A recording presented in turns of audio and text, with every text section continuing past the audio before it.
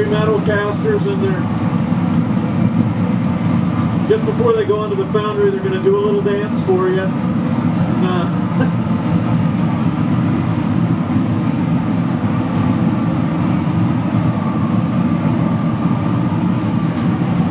So the silver suits are not too bad on days like today, but when it's 90 out, they don't breathe very well.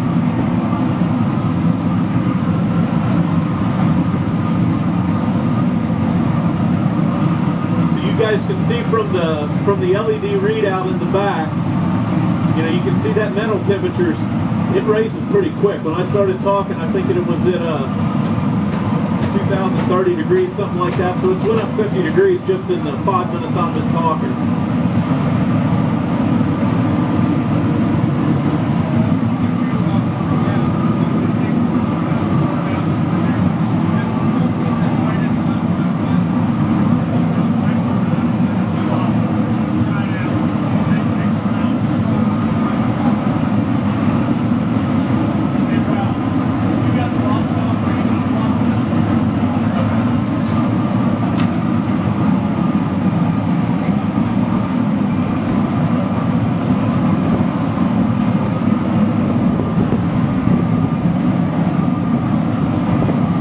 So, let's see who was here this morning and paid attention.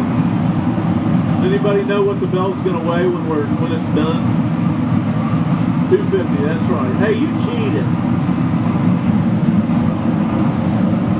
How big or round is it? What's the diameter?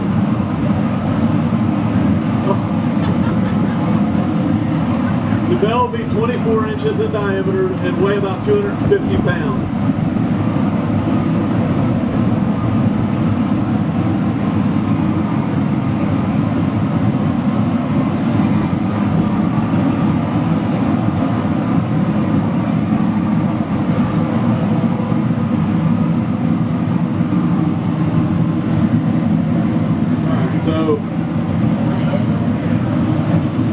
Take the ladle heater off, get the crane over there, and get the ladle picked up on the crane.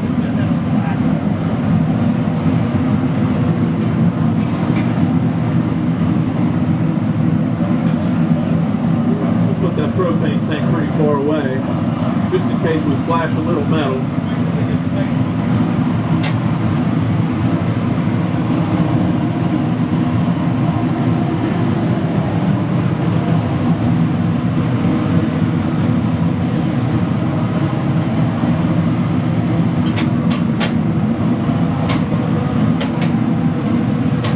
Pretty cool things. I think if you were here this morning, you saw kind of the color of the natural bronze color is kind of a, I don't know, silvery gold maybe is what I would call it. And then when you shine it or buff it, you can actually get it to become almost mirror-like, where you can see a reflection in it. So one of the cool things is when you melt bronze, it becomes very orange. So when you guys see, when they start dumping the metal out of the furnace, it's going to look just like lava. That'll make it a little more comfortable. Shut the furnace off.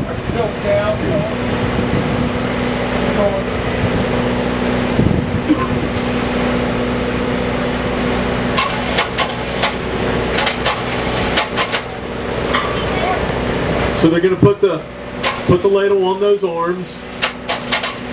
Take the crane off, and then they'll unhinge the bail.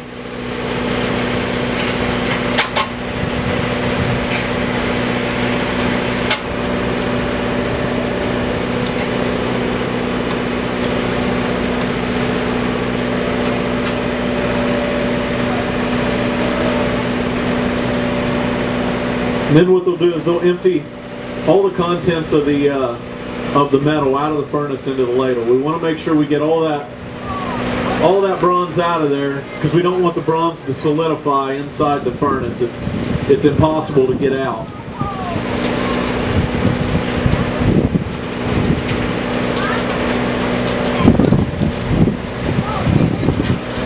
So it kind of looks like orange crush. Anybody want a drink?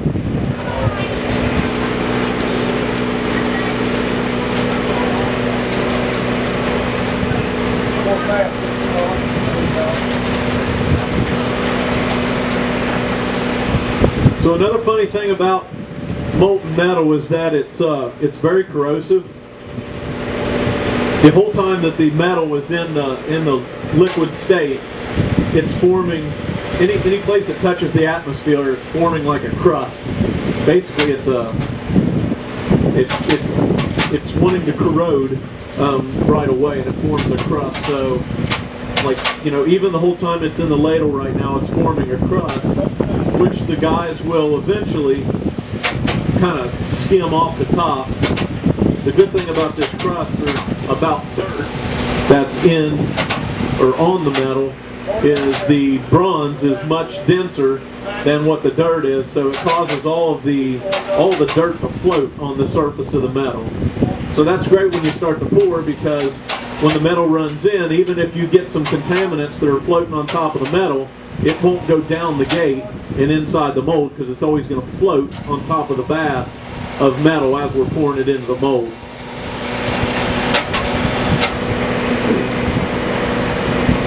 So a couple of things to watch for as they start to pour. When they start to pour, they're going to start to pour real slow. Basically what that's for is to form kind of a puddle of bronze in the pour basin. And then they can start dumping a little faster so it doesn't splash. If they started pouring fast right away, it would splash out of there. As the mold fills, you guys are going to see some smoke and some fire, especially towards the back of the mold. So if you watch back here, that's where the flow off is. That's where our vents are. And as the gases burn away from the sand, those gases are going to come out the back of the mold, and then eventually we're going to know that the mold is full, because you're going to see metal actually start to run out the back of the mold. As I said this morning, this is a different process than we use in the foundry. So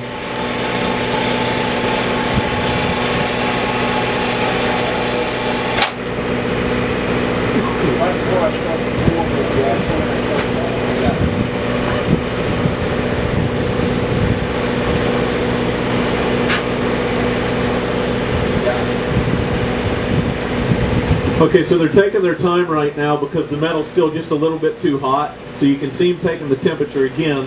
As I said, when you take the metal out of the furnace, it cools very rapidly. So they really got to keep their eye on it, because they don't want it to cool too far.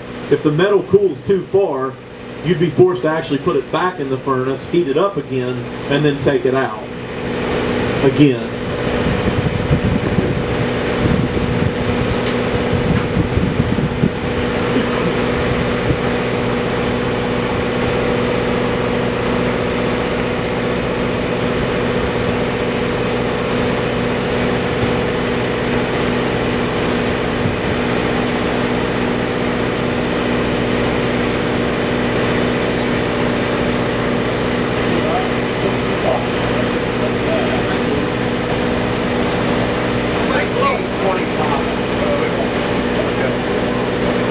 I think they're going to get some more marshmallows out. So he said it's about 1,825 degrees right now, so we're getting close. 1,925. Okay, it might be a while. We're going to try to pour it about 1,800 degrees. So, but it'll cool. It cools pretty fast.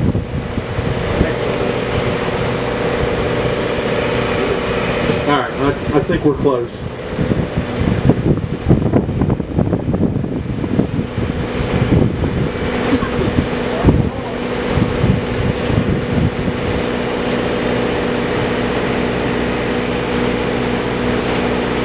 Okay, so what you guys will see when they actually start to pour is the three of them are going to kind of work together in unison to get this poured. We got one guy that's controlling the crane, the back and forth and the up and down, and then the guy on the back of the trailer is trying to keep any of that unwanted material out of the mold and raising it up and down. And then Ralph's actually pouring the metal. So you can see out of the back of the mold we're getting a little smoke.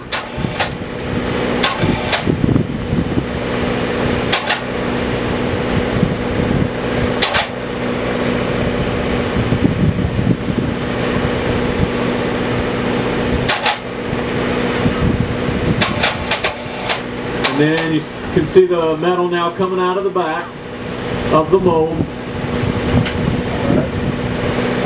And basically what that's telling us is that the mold's full, and that metal that's actually running out of the mold right now was inside the mold, and now it's being pushed out the back of the mold because of the pressure from up above where they poured the metal into the gate.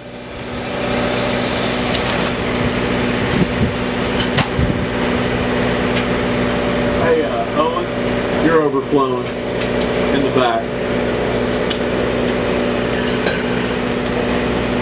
So I think the good news is I think we got a bell in there.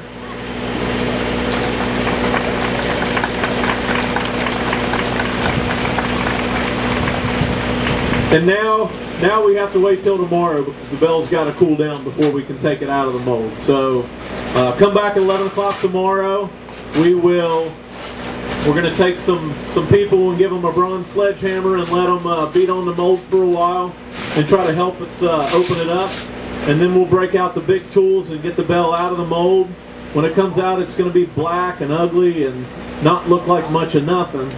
And then after about 5 hours of polishing and grinding, and it'll be a beautiful, beautiful piece that we'll take over and actually put onto the stand over at the memorial.